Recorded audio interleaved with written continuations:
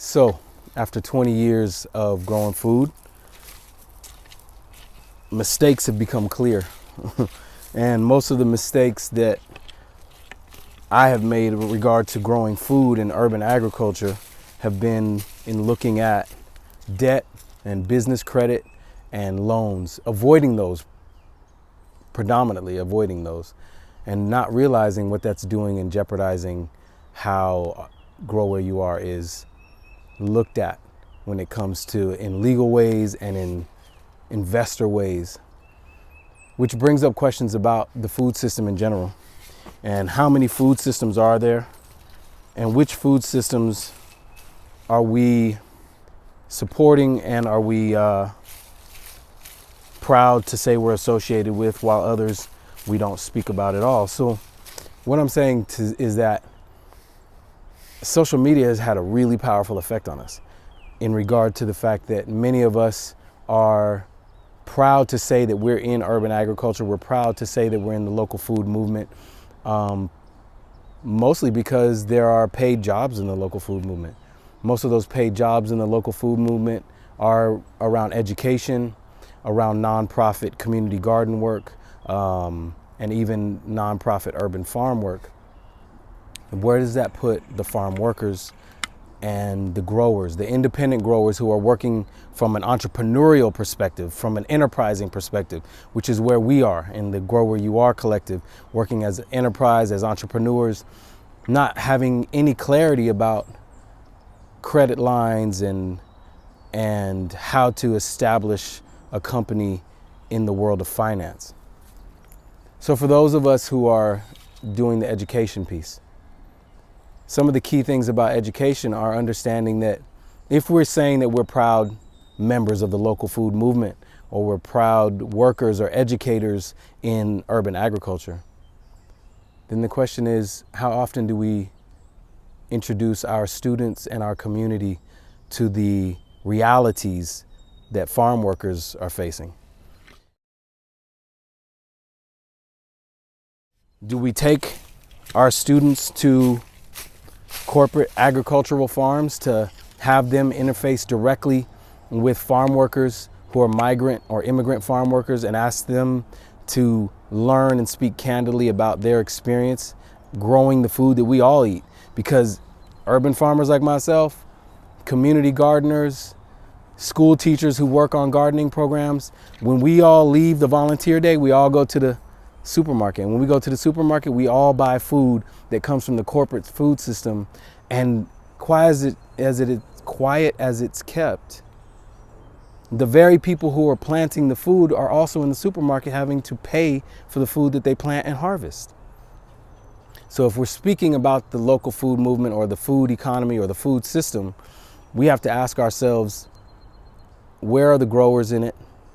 And how authentic are we when we're speaking about the disenfranchisement of black and brown farmers, the land theft that has happened at the hands of the USDA through tax programs and loan programs that are that are faulty, really, straight up and down.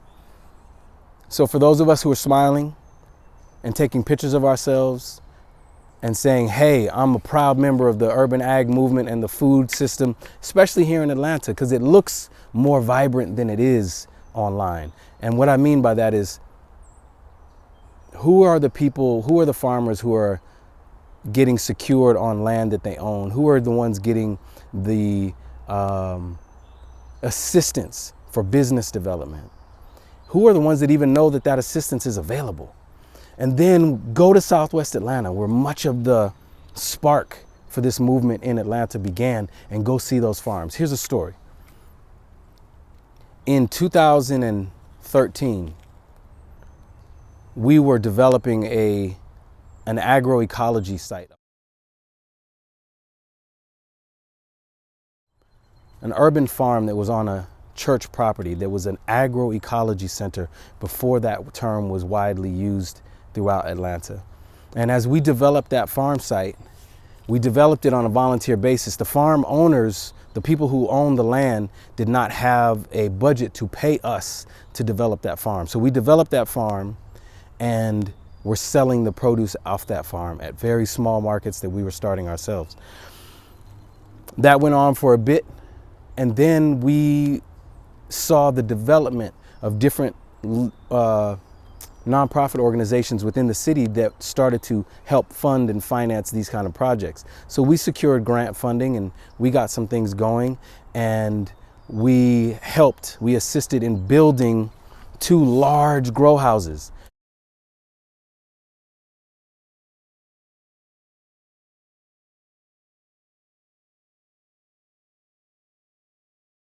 For wintertime growing. Big spaces, I think 35 feet by 70 feet, 2 of them, beautiful. And we started growing in them. Then shortly after that, we were asked to leave the space after starting to construct an on-site farmer's market stand. Right in the middle of Southwest Atlanta, very accessible by MARTA, very within walking distance of Black-owned vegetarian restaurants. For those of you who don't know historic Southwest Atlanta, it has a dense, thriving business of Black vegetarian and vegan restaurants. So that's where we were housed, having developed this urban agriculture agroecology center on a volunteer basis.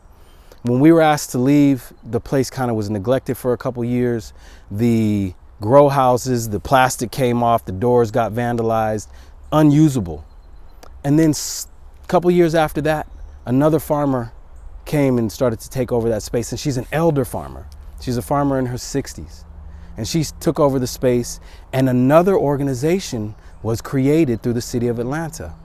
And these organizations come and they take pictures and they kind of popularize themselves on the work of other people and highlight these people, highlight these growers.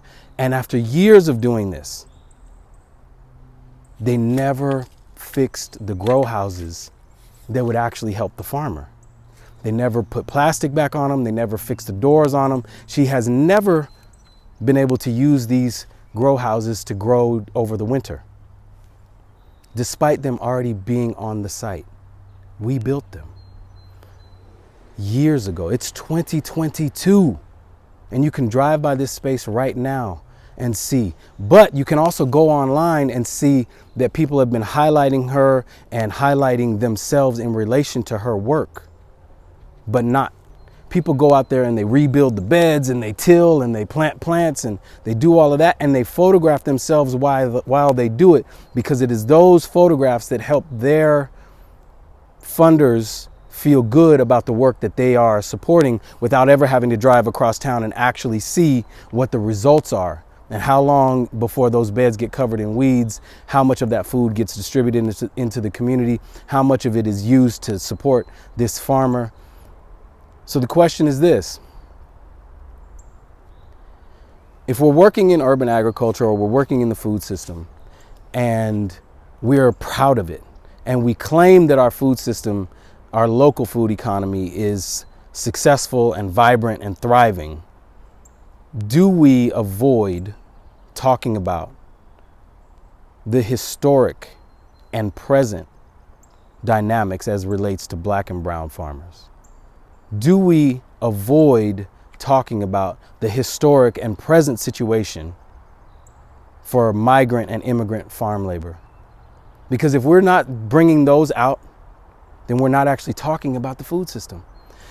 We're taking a business class right now because we've found out that we need business help.